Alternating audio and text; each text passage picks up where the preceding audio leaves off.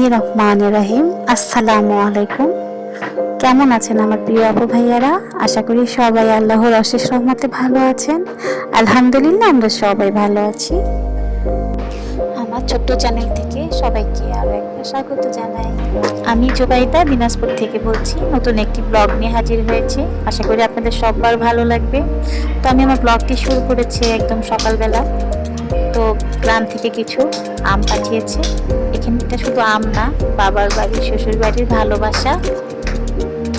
তো এখানে দুই পক্ষ থেকে আম চলে আসছে আমাদের জন্য। নিজেদের বাড়ির গাছের আম খেতে কিন্তু অনেক ভালো লাগে, একটা আলাদা ফিলিংস কাজ করে। আমগুলো কিন্তু অনেক মজা, খুব মিষ্টি ছিল। তো আমগুলো খাওয়া শেষ করে আমি সকালে নাস্তা বানাতে শুরু করলাম। তো রুটি মেকারে আমি রুটিগুলো বানিয়ে নিচ্ছি। রুটি মেকারে রুটিগুলো বানালে হয় কি, খুব ঝটপট করে রুটিগুলো বানিয়ে নেওয়া যায়, তো অনেক হেল্পফুল। তো আমি কিছু রুটি আমি বক্সে ফ্রোজেন করে রেখে দিই, কারণ আমার হাজব্যান্ড সকালে এবং রাতে রুটি খায়। তো ওর জন্য কিছু রুটি আমি রেখে দিই, মাঝে মাঝে আমিও খাই। তো রাতে ভাত খেতে একদমই পছন্দ করে না।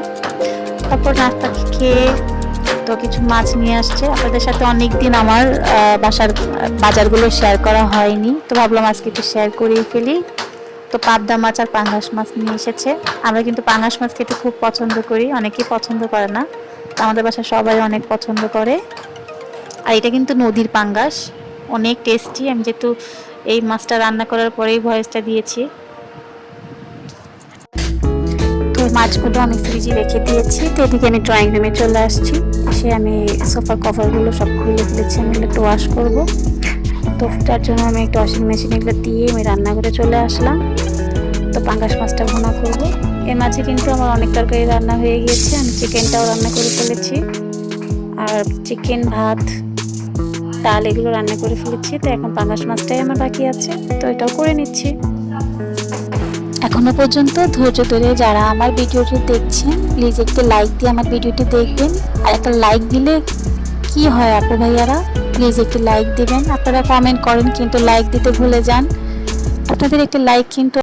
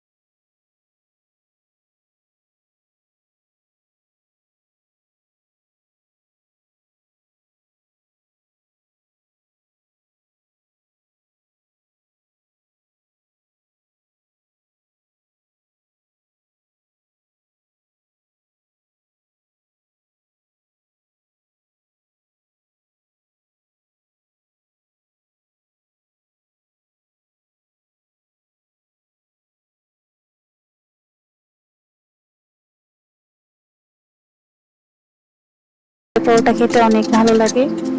আপনাদের কেমন লাগে আপু ভাইয়ারা, প্লিজ কমেন্টে জানাবেন। তো হয়ে গিয়েছে, তো আমি এটাকে কেটে পিস পিস করে নিচ্ছি। এটা আমার হয়ে গিয়েছে গরম গরম মোগলাই পরোটা আর সাথে চা। তো আজকে নাস্তা খেতে খেতেই বিদায় নিচ্ছি। তো সবাই ভালো থাকবেন, সুস্থ থাকবেন। তো আবার দেখা হবে নতুন কোনো ভিডিও নিয়ে, তো আবার চলে আসবো। আল্লাহ হাফিজ।